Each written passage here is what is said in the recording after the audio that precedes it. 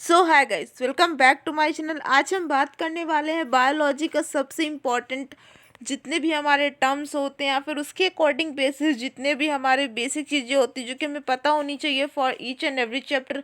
जैसे कि हमें पता है कि डिफरेंट साइंटिस्ट हैं जिन्होंने मतलब बहुत ही ज़्यादा इम्पोर्टेंट रोल दिया है, जिनका बहुत ही इम्पोर्टेंट रहा है, तो उसमें उनके बारे में हमें थोड़ी बहुत स्टडी है, उनके बारे में थोड़ा बहुत नॉलेज होना चाहिए बिकॉज उनका क्या रोल रहेगा आने वाले नेक्स्ट चैप्टर्स में, तो उसके लिए हमें पहले से ही पता होना चाहिए।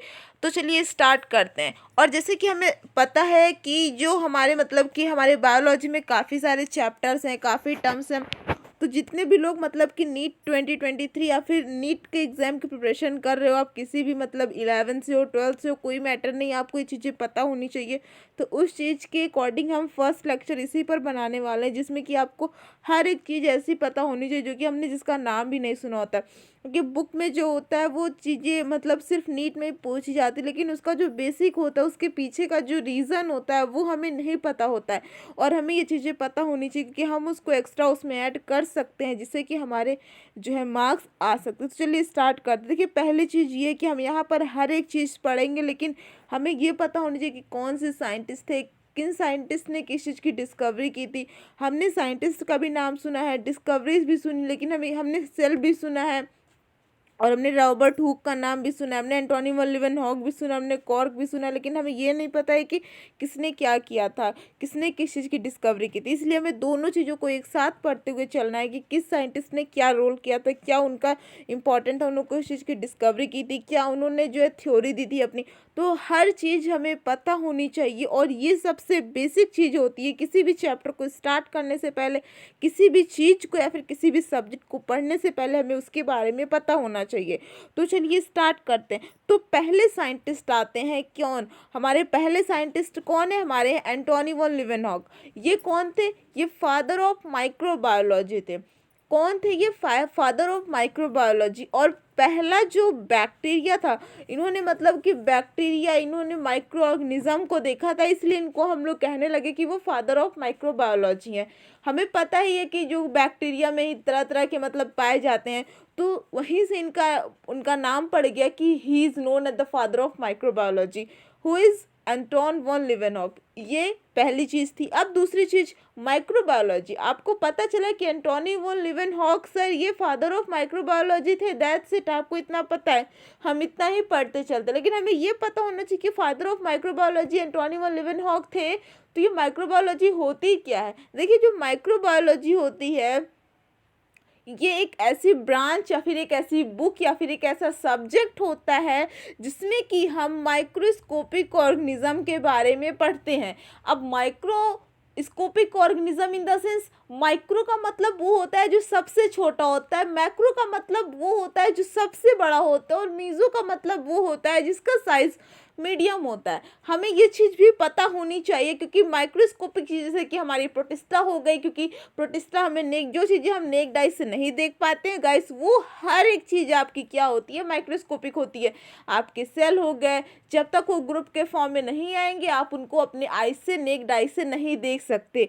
ये चीज़ आपको पता चली माइक्रोबायोलॉजी क्या होती है। Microbiology the study of microscopic organism which could be, जो कि जो माइक्रोस्कोपिक ऑर्गेनिज्म होते हैं, जो माइक्रोस्कोपिक ऑर्गेनिज्म होते हैं विच कुड बी, वो यूनिसेलुलर भी होते हैं, मल्टी सेलुलर भी हो सकते हैं, और ए सेलुलर भी हो सकते हैं। तीन तरह के हो सकते हैं। पहला, वो जो है यूनिसेलुलर भी हो सकते हैं, मल्टी सेलुलर भी हो सकते हैं, और ए सेलुलर भी हो सकते हैं। कौन? हमारे माइक्रोस्कोपिक ऑर्गेनिज्म। ये चीज़ें आप लोग नोट डाउन करते चलिए, क्योंकि ये मेन पॉइंट है। अब देखिए, अब सेल थ्योरी। हमें पता है सेल थ्योरी जो है दो साइंटिस्ट ने मिलकर दी थी, बट हमें ये भी पता होना चाहिए कि वो दो साइंटिस्ट थे कौन। पहले साइंटिस्ट थे, cell theory was given by the two scientist. First one is German botanist called Schleiden, और second one is German geologist who is known as Theodor Schwann. मतलब ये दो साइंटिस्ट थे, पहले थे हमारे स्केल्डन सर, और सेकंड थे हमारे कौन? स्वयं सर। ये दो सर थे। और देखिए, जो जर्मन बोटेनिस्ट थे कौन थे? वो थे स्केल्डन, वो पहले थे जो कि बोटेनिस्ट मतलब कि जर्मन बोटनिस्ट थे, और जो हमारे स्वयं सर थे वो जर्मन जियोलॉजिस्ट थे। ठीक है, अब ये दो हुए। अब इनके बारे में देखिए इन्होंने क्या बताया। जो हमारी सेल थ्योरी थी वो दो साइंटिस्ट ने मिलकर दी थी, पहले स्केल्डन एंड सर ने, दूसरे स्वान सर ने। जो स्केल्डन सर थे वो जर्मन बॉटनिस्ट थे, botany in the sense study of plant, वो प्लांट साइंस थे। और जो ये थे मतलब स्वान सर थे वो जो है जर्मन जियोलॉजिस्ट थे, जिन्होंने ये बताया, जियोलॉजी का मतलब स्टडी ऑफ एनिमल्स वगैरह, ठीक है। अब देखिए दो साइंटिस्ट थे, एक बॉटनिस्ट थे और एक जियोलॉजिस्ट थे। इनका फुल नेम क्या आप गूगल में सर्च कर लीजिएगा। फिलहाल आपको इतना जानना है कि स्केल्डन और स्वान सर ने, दोनों सर ने जो है सेल थ्योरी को दिया था। और जो ये स्केल्डन सर थे वो जर्मन बॉटनिस्ट थे और ये जो स्वान सर थे वो जो है जर्मन जियोलॉजिस्ट थे, ये आपको पता होना चाहिए। अब जो सर बॉटनिस्ट थे, सिंपल सी बात है, वो जो है प्लांट्स के बारे में ही सब बताएंगे और जो जियोलॉजिस्ट थे वो एनिमल्स के बारे में सब कुछ बताएंगे। तो जो स्केल्डन सर थे वो बॉटनिस्ट थे, तो उन्होंने बताया कि हर एक प्लांट जो है सेल से मिलके बने होते हैं, उन्होंने ये बताया, उनका सिंपल सा ये था। अब देखिए अब दूसरे जो सर थे स्वान सर ने, उन्होंने क्या ऑब्जर्व किया, वो जियोलॉजिस्ट थे, उन्होंने बताया कि animal are also composed of cells, मतलब एनिमल्स भी जो है सेल से ही मिलके बने होते हैं।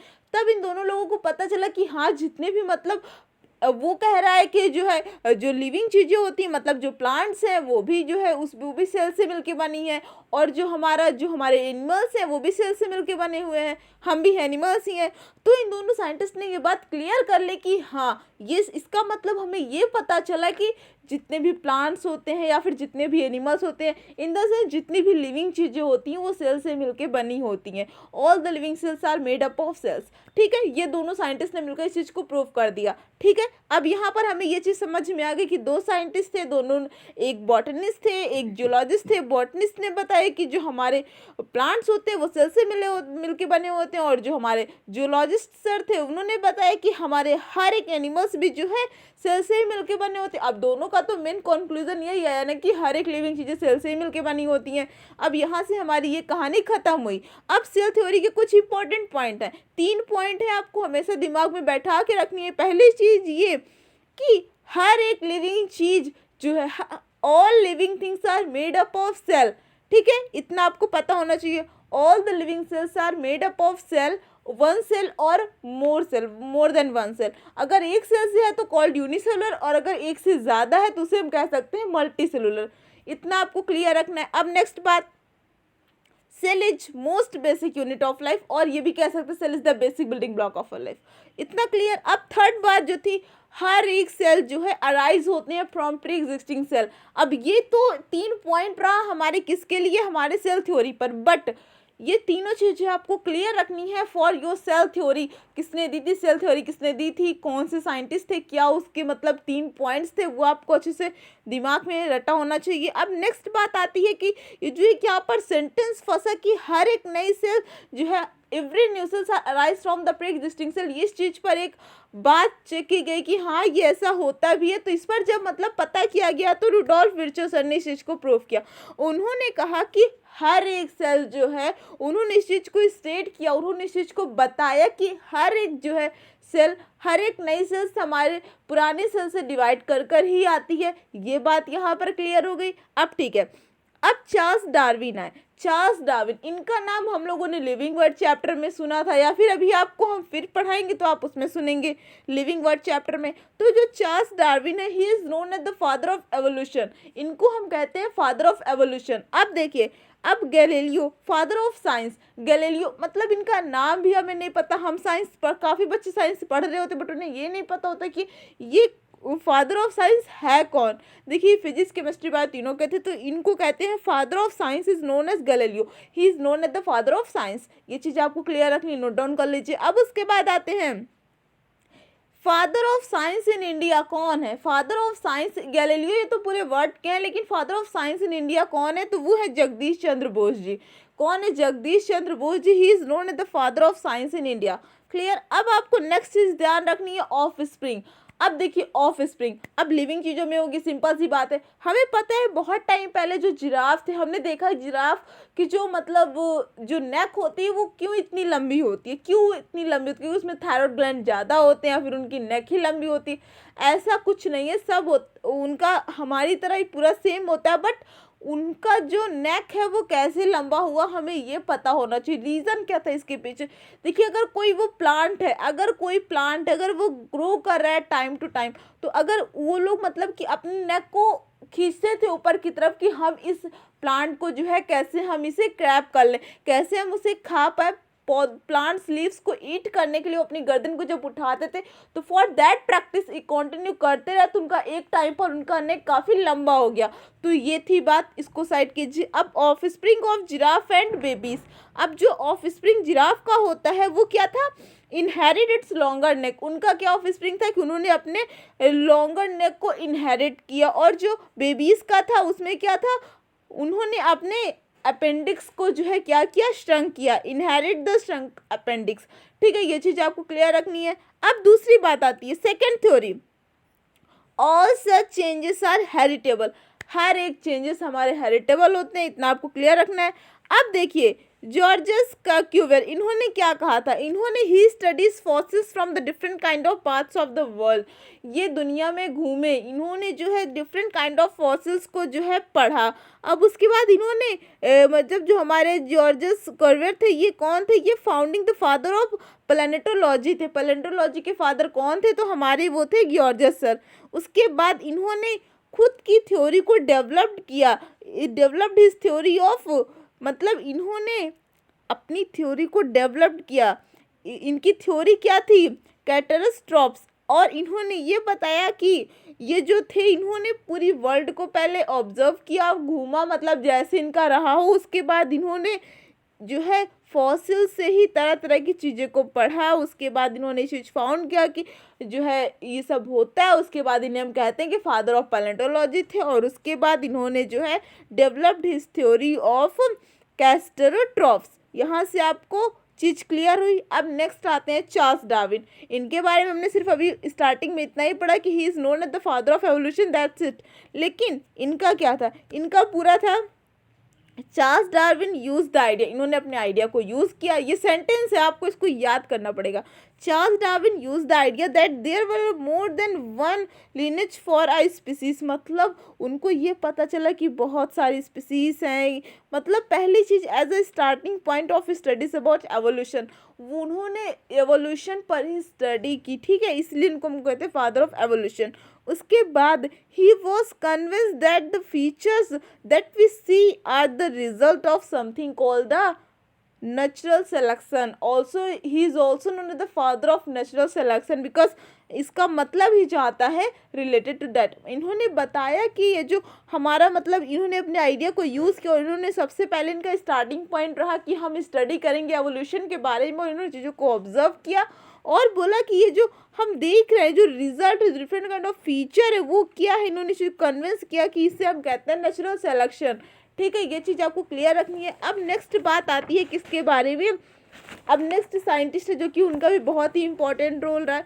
ही is known as Hugo de Vries. इन्होंने क्या बताया, he experimented on the evening, मतलब इन्होंने प्राइम रोज पर जो है एक्सपेरिमेंट किया और इन्होंने बहुत सी चीज़ें दी। इन्होंने फाइंड की when this flower was self pollinated, अगर वो प्लांट जो सेल्फ पॉलिनेटेड है and its seeds were allowed to grow, अगर उनकी सीड्स ग्रो करने के कैपेबल है, ग्रो करने के एबल हैं, तो majority of F1 plants were similar to the parents. हमें पता है कि हम भी मतलब हमारे जब पेरेंट्स का क्रॉस, तो हम भी अपने पेरेंट्स की तरह ही दिखते हैं। मतलब कुछ मतलब चीज़ें फीचर्स जो है सेम रहते हैं, मतलब कुछ चीज़ें मैच करती हैं। वैसे ही ये भी, इन्होंने भी इस चीज़ को एक्सपेरिमेंट किया। इन्होंने एक्सपेरिमेंट किया ऑन द इवनिंग प्राइम रोज पर इन्होंने एक्सपेरिमेंट किया और इन्होंने पाया कि अगर कोई फ्लावर सेल्फ पॉलिनेटेड है, उसका सीड अगर अलाउ करता है कि वो ग्रो करने के लायक है, तो मेजॉरिटी ऑफ F1 प्लांट्स जो होंगे वो अपने पेरेंट्स से सिमिलर ही होंगे।